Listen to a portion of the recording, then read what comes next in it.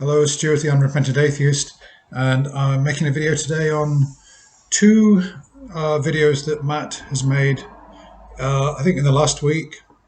So I'm quite interested in what he's doing since he left the ACA. I made two previous videos talking about that, and let's just look and see what he's been doing. Of course, he's been on the Hang Up, the Line, so he's doing some of his usual shows. He's done nothing on his own channel since he put out a video announcing that he's leaving, explaining why he's left the ACA. So nothing yet. But he's been more active on other channels, and he's been making more content on other channels since he left the ACA. And I just want to quickly look at two of those to see if we can kind of gauge which direction he's going in, though I do appreciate it's early days as yet.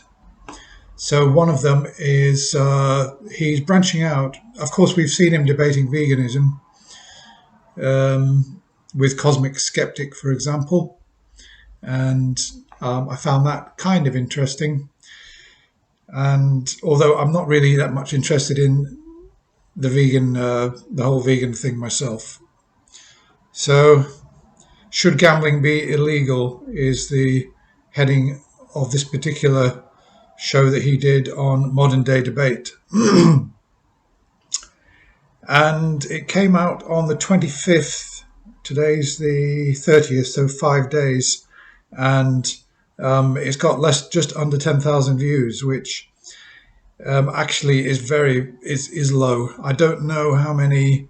I don't know whether this channel tends to get a lot of views, but 10,000 views after 5 days for a debate is actually quite poor, really. But as for the debate itself, now I must confess I didn't watch the whole thing. Yeah, I mean, for me, sort of the question, should gambling be illegal, is kind of a no-brainer, because which actually Matt, in his opening statement, which I think took him just a few minutes, more or less demolished the case for making gambling illegal. Nothing to say of the fact that his opponent actually was not saying that all gambling should be made illegal, but certain gambling. His case seemed to mainly rest on his assertion that gambling outlets are a parasite on needy communities. So they're sucking money out of essentially people that need it the most. They're poor. And Matt countered this by saying that it's a multi-billion-dollar industry. It employs hundreds of thousands of people directly, and also in the tourist industry. It generates hundreds of millions of tax dollars, etc., etc. And I thought, I mean, obviously there was that side of it. There was also the libertarian side of it, that it's nobody's forcing you to gamble. It's not obligatory. You have a free choice about whether you're going to gamble, in the same way that you've got a free choice about whether you're going to drink too much alcohol or overeat. And in that sense, gambling is no different. It's something that you can become addicted to, and that, relatively speaking, it only adversely affects a minority of the people that actually use the services. So I thought he made a strong case in his opening statement, and it kind of negated the rest of the debate. So his opponent was arguing that we prohibit certain activities in society. We prohibit certain things which are addictive, like cocaine, heroin, marijuana, etc. And he asked Matt the question, why do you think we prohibit these things? And Matt's reply was, well, maybe you should ask me whether I think these things should be prohibited. And his answer would be no. So there were some sort of interesting, amusing things that came out of it. But I have to admit, I only watched the first half an hour of the debate, because I felt that Matt nailed it in his opening statement, and I couldn't really see the point in watching 2 hour 15 minute debate on should gambling be illegal. I'm just not sort of interested enough in the subject, and I think that it's almost on the borderline of being a non-issue. Personally, I think there should be more regulation, not not to make it illegal. I think that regulation is the key. Some degree of self-regulation and also legislation. So it's a shame that there are compulsive gamblers. When I was very young, in my teens and in my early 20s, I actually enjoyed playing slot machines, and I admit I spent too much money on them. But there came a point in my life where they weren't interesting anymore. When I started making real money, when I went into business, I suddenly thought, actually, this isn't interesting, and I just stopped doing it. So I can understand the rush that gamblers get from gambling because I've done it myself. But I still don't think that it should be illegal simply because there are a very, very small number of people who get into trouble with it and obviously create problems for their family, go into bankruptcy, etc., etc. That happens in a very, very small number of cases. As for the rest of the people that waste all their money on gambling, well, nobody's forcing them to do it. And as Matt said, generates, well, obviously in the UK, we've got some big gambling companies. They generate tax revenue. They provide jobs. To an extent, I suppose, they help to fuel the hospitality industry, particularly in America with Las Vegas and everything. So I'm not entirely overjoyed about the fact that we've got that people spend so much money on gambling, and I don't like to see gambling shops on the high street. To me, they're a waste of space. But I don't gamble. I don't use the services. But neither would I want to stop people from gambling who want to gamble. But anyway, I'm sorry. I apologize. This isn't about my opinion. I'm supposed to be reviewing the debate, not talking about gambling. So yeah, I didn't really find it that interesting a debate. And is this a sign of things to come for Matt, that he's going to be going onto channels and, doing these, spending his valuable time on these, the almost Mickey Mouse debates, really, these channels which get very little views, not that many people really watch them. I would have thought he'd probably want to find a better way to spend his time and employ his talents, which is really in counter-apologetics. So let's just move on. So yeah, just one more thing to say on that, because obviously I've been following Matt since the early 2000s when he appeared on The Atheist Experience. And I mean, the only thing I've significantly disagreed with him that he's raised is that in about 2006, somebody came on and said, about smoking, that it should be banned in more public places. And I think Matt was a smoker at that time. I'm not sure. I think he probably was. He said, well, there's not the scientific evidence to prove that secondhand smoke is actually harmful. So he didn't support the ban. And coming from Matt, that really kind of surprised me. I've never smoked. I'm an arch anti-smoker. I hate smoking, and to be honest with you, if there's a much better case for banning smoking than there is for banning gambling, especially given what we know about not only direct smoking but also secondhand smoking. I looked back to those particular times with the World Health Organization, and no, it's not true. Matt was wrong.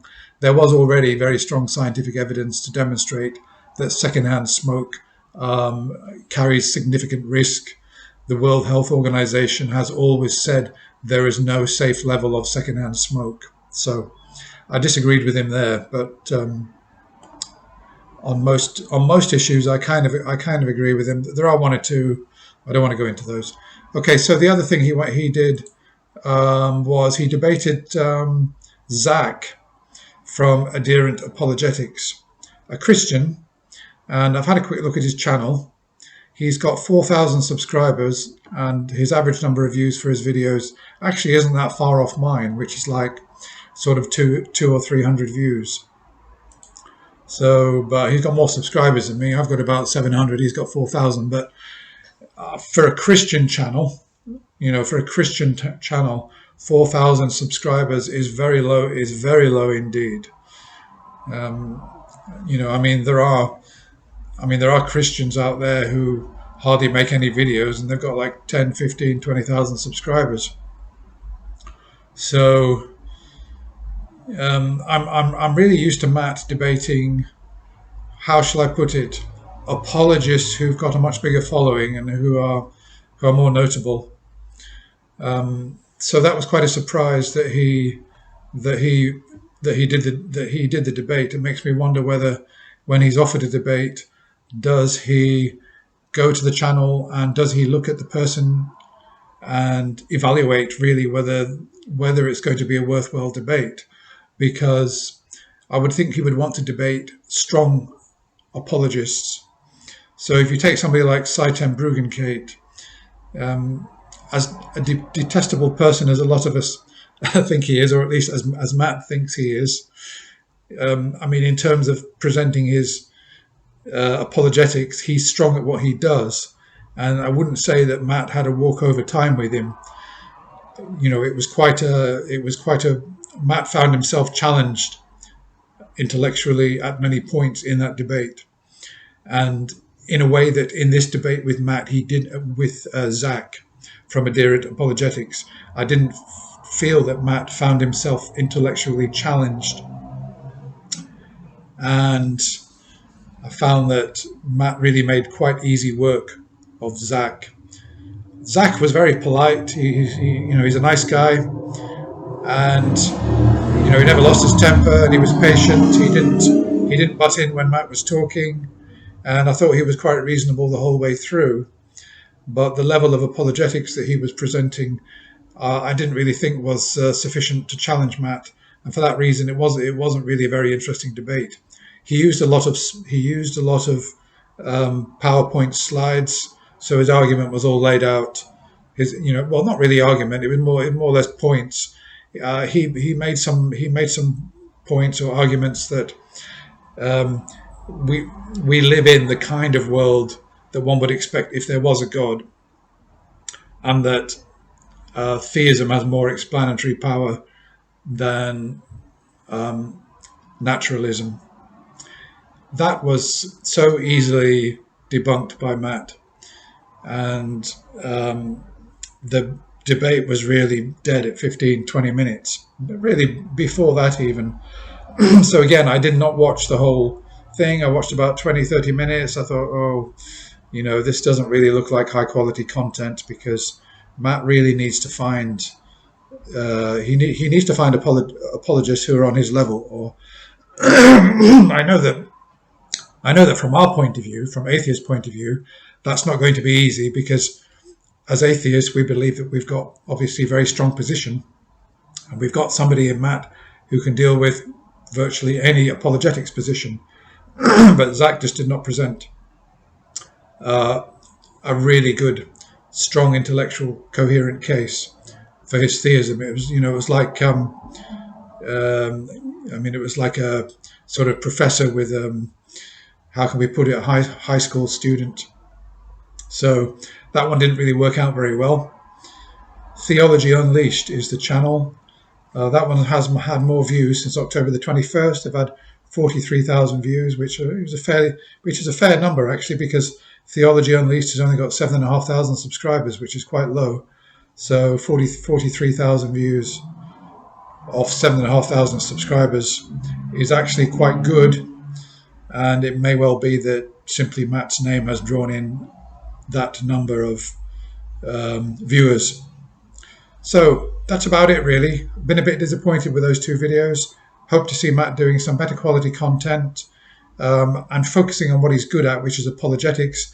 I know that he'll want to branch out, but he's known for apologetics, counter apologetics, and I don't really see people being too interested in his views on gambling or, even LBGT, trans issues, etc.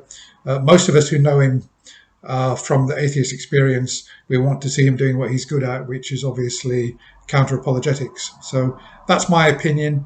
You know, you may not agree with me. So that's all for now. Thank you for watching. I'll be back again soon with another video.